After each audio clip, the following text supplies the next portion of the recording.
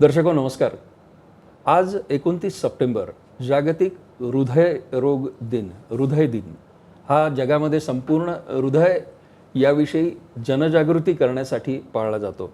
तर याच निमित्तानं आज सह्याद्री सुपर स्पेशालिटी हॉस्पिटलचे कार्डिओलॉजिस्ट डॉक्टर प्रशांत पवार हे आज स्टुडिओमध्ये उपस्थित आहेत.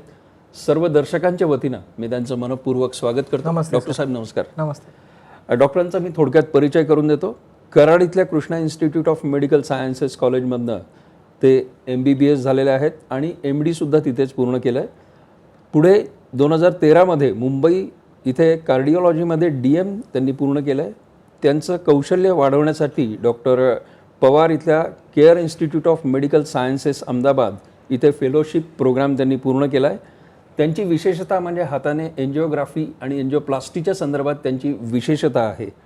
त्यानंतर डॉक्टर प्रशांत पवार यांना एन्जिओप्लास्टी, एन्जिओग्राफी, बलून व्हॉल्वोटॉमी आणि पेसमेकर यासह विविध हृदयविकारांच्या प्रक्रियांमध्ये व्यापक कौशल्य हे प्राप्त आहे. तर असे तज्ज्ञ आज या मुलाखतीसाठी आणि आपल्याला माहिती देण्यासाठी इथे उपस्थित आहेत. तर आपण डॉक्टर सुरुवातीला आपण नेहमीचा हा प्रश्न येतो की ब्लड प्रेशर हा एक कॉमन हे आहे. तर ब्लड प्रेशर म्हणजे नक्की काय? ब्लड प्रेशर म्हणजे मराठीचंच प्रेक्षक आहेत त्यामुळे मी थोडं सांगतो की ब्लड प्रेशर म्हणजे रक्तदाब. रक्तदाब हे दोन पद्धतीचे असतात. एक म्हणजे हाय ब्लड प्रेशर होणे म्हणजे वाढणे ब्लड प्रेशर, आणि दुसरं म्हणजे लो ब्लड प्रेशर होणे. तर आपल्याला सध्या जे कॉमनेस्ट म्हणजे सर्वात आत्ताच्या पिढीमध्ये सर्वात कॉमन आहे तो हाय ब्लड प्रेशरचा त्रास. आणि हाय ब्लड प्रेशरचा त्रास म्हणजे जेव्हा ब्लड प्रेशर हे जे सिस्टोलिक ब्लड प्रेशर आपण जे म्हणतो तो 140च्या वरती असला तर त्याला हाय ब्लड प्रेशर आहे असं म्हणतो आपण.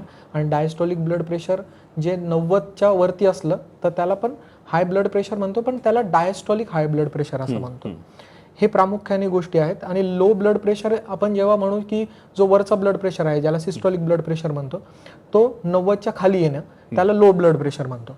हे म्हणजे ब्लड प्रेशरचा आजार आहे या लोकांना. मग हाय ब्लड प्रेशर असलं तर 140च्या वरती BP म्हणजे 140च्या वरती, आणि लो ब्लड प्रेशर म्हणजे वरचा जो BP आहे तो 90च्या खाली असणे कंटिन्यू, त्यांना लो ब्लड प्रेशर, अशी ती टर्मिनॉलॉजी आहे. डॉक्टर आता ही लक्षणं काय असतात हृदयविकाराची?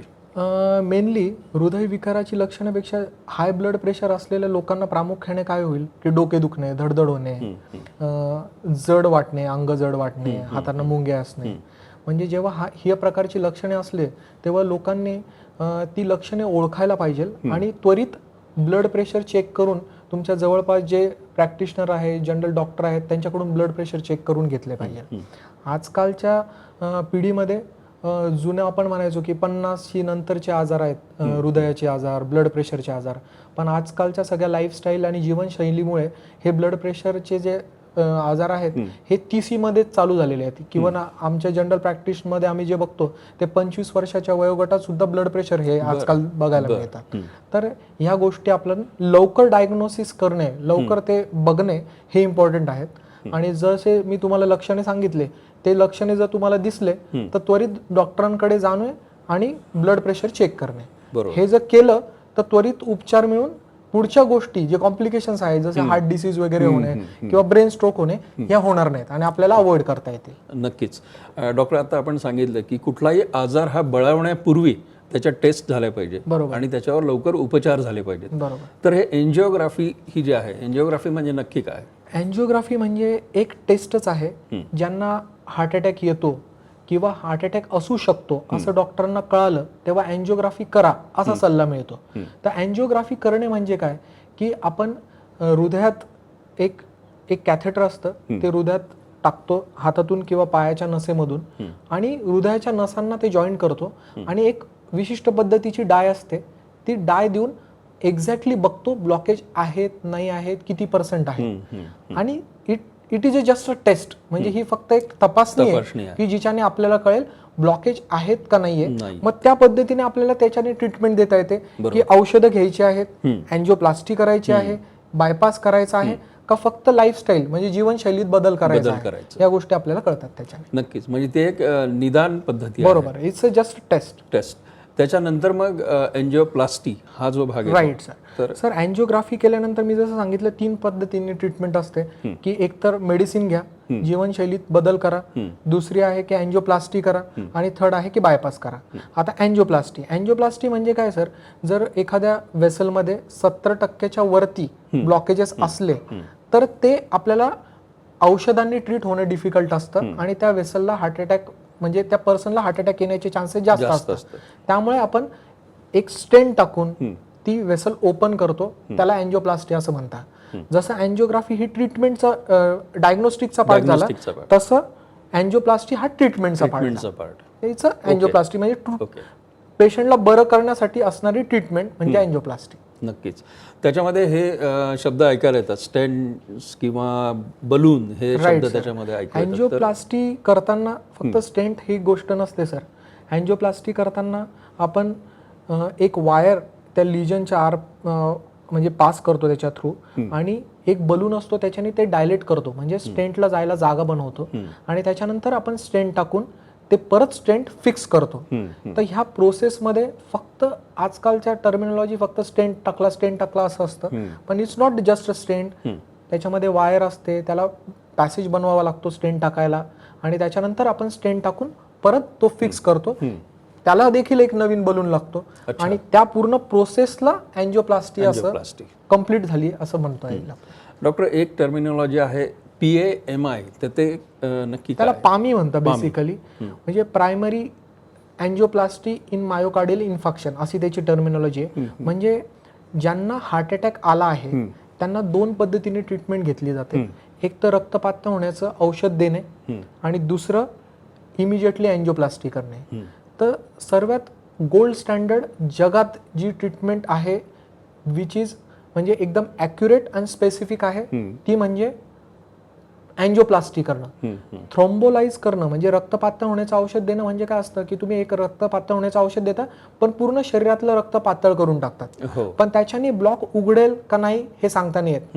आणि याच्यानंतर थ्रोम्बोलायसिस केल्यानंतर म्हणजे रक्तपातळ होण्याचं औषध दिल्यानंतर तुम्हाला परत ही अँजिओग्राफी करावीच लागते की ते ब्लॉक गेलाय का नाही ते बघायला आणि पुढे परत प्लास्टी करावी लागते. त्याच्याने पेशंटला कॉम्प्लिकेशन होण्याचे चान्सेस पण असतात, पुढे रिस्क पण वाढते आणि हॉस्पिटल स्टे पण वाढतो. तर which is best standard gold standard treatment he directly तुम्ही अँजिओप्लास्टी करा. त्याच्याने तुम्हाला स्पेसिफिक लिजन कळतं की इथंच ब्लॉकेज आहे आणि ते तुम्ही स्टेंटिंग करून ओपन करा आणि त्याच्याने पेशंटचं जे हृदयाचं पंपिंग आहे, मेन आपल्याला प्रत्येक ट्रीटमेंटमध्ये काय असतं की हृदयाचं जे पंपिंग आहे ते नॉर्मलाइज करणं असतं आणि पामीमध्ये that is a best about the पामी की तुम्ही हृदयाचं पंपिंग हे लवकर नॉर्मल आणि अचीव करतात आणि त्याच्यामध्ये कॉम्प्लिकेशनचे रेट पण ॲज कम्पेअर टू थ्रोम्बोलायसिस हे कमी असतं. अच्छा डॉक्टर, आजकाल बघायला मिळालं आहे की खूप कमी वयाच्या मुलांना सुद्धा हृदयविकाराचा त्रास होतो, तर याची कारणं काय आपल्याला सांगता येईल आणि आपली एक निरामय जीवनशैली असावी यासाठी आपल्याला काय महत्त्वाचा संदेश प्रेक्षकांना देता येईल? Right sir. आजकाल मी जसं फर्स्ट चालू करताना पण सांगितलं की फार कमी वयात मुलांना आजकाल हार्ट अटॅक येणे, ब्लड प्रेशर असणे या गोष्टी निर्माण झालेल्या आहे आणि ह्या गोष्टी बेसिकली आपली चुकीची जी जीवनशैली आहे त्याच्यामुळेच निर्माण झालेल्या आहेत. म्हणजे जसं आपलं वेळेवर जेवण नसणं, झोप प्रॉपर 7 to 8 hours म्हणजे 7 ते 8 तास आपली झोप पाहिजे ते नसणं प्रॉपरली, त्याच्यानंतर त्यांची व्यायाम किंवा एक्सरसाइज म्हणतो ती प्रॉपरली करत नाहीत आणि बाहेरचं खाणं, जंक फूड खाणं, या सगळ्या गोष्टीने नंतर लवकर मोठं होण्यासाठी स्ट्रेस घेणं, त्याच्यानंतर आजकाल मोबाईलचा युसेज फार वाढला आहे त्यामुळे चुकीच्या न्यूज किंवा चुकीच्या बातम्या पण आपल्याला लवकर पोहोचतात आणि त्यामुळे आपण त्या गोष्टींचा विचार करत असतो. तर ह्या सगळ्या गोष्टी मुळे आजकाल जे हार्ट अटॅकचे प्रमाण आहेत किंवा ब्लड प्रेशरचे प्रमाण आहे हे फार जास्त झाले आहे. तर हे अवॉइड करण्यासाठी म्हणजे आपण ट्रीटमेंटमध्ये बोलण्यापेक्षा prevention is better than cure, तर प्रिव्हेन्शनवर जास्त चर्चा झाली पाहिजे आणि त्या गोष्टी करण्यासाठी तुम्हाला व्यवस्थित सकाळी प्रॉपरली जिम एक्सरसाइज ही केलीच गेली पाहिजे. तुमच्या जे निकटवर्तीय फॅमिली मेंबर्स आहेत त्यांच्याशी रोज तुम्ही वेगळ्या विषयांवर चर्चा झाली पाहिजे, म्हणजे तुम्ही डिस्ट्रेस हेल्दी वातावरण. त्याच्यानंतर तुमचं प्रॉपरली ब्रेकफास्ट, लंच, डिनर हे प्रॉपर त्या टाइमलाच झालं पाहिजे आणि थोडं मेडिटेशन प्राणायाम ह्या गोष्टींकडे पण आजकाल गेलं पाहिजे की योगासन वगैरे याच्याने सुद्धा भरपूर स्ट्रेस रिलीफ होतं, ह्या गोष्टी होतात. आणि बाहेरचं फूड जे आहे, जंक फूड ज्याला म्हणतो, ते अवॉइड झालं पाहिजे. ह्या जर गोष्टी तुम्ही प्रॉपरली सातत्याने फॉलोअप केल्या तर ह्या गोष्टी अवॉइड होऊ शकते. आणि रेग्युलरली ज्यांचं वय अराउंड 35च्या 40च्या वरती आहे, ज्यांना फॅमिली हिस्ट्रीमध्ये आई वडिलांना डायबिटीस आहे, ब्लड प्रेशर आहे, हृदयविकार आहे, तर या लोकांनी वर्षानुवर्ष एव्हरी इयरली म्हणता येईल किंवा बर्थडेचा महिना लक्षात ठेवायचा आणि त्यावेळेस चेकअप झाले पाहिजे. म्हणजे ह्या गोष्टी आपल्याला अवॉइड करता येतील. नक्कीच नक्कीच. या जागतिक हृदय दिनानिमित्त आज डॉक्टरांनी अतिशय महत्त्वाची गोष्ट सांगितली आहे की निरामय आयुष्य जगण्यासाठी आहार विहार आचार विचार या सगळ्यांचं नियमन आपण जर का ठेवलं तर आपण नक्कीच एक हेल्दी वातावरणात हेल्दी राहू शकतो. तर डॉक्टर साहेब, आज आपण इथे आलात आणि महत्त्वाचं म्हणजे 29 सप्टेंबर हा आपला जागतिक हृदयरोग दिन आहे, हृदय दिन आहे. तर या निमित्तानं सर्व श्रोत्यांना आपण, सर्व दर्शकांना आपण ही अतिशय महत्त्वाची माहिती दिली, त्याबद्दल सर्व दर्शकांच्या वतीने मी आपले मनपूर्वक आभार मानतो. धन्यवाद सर.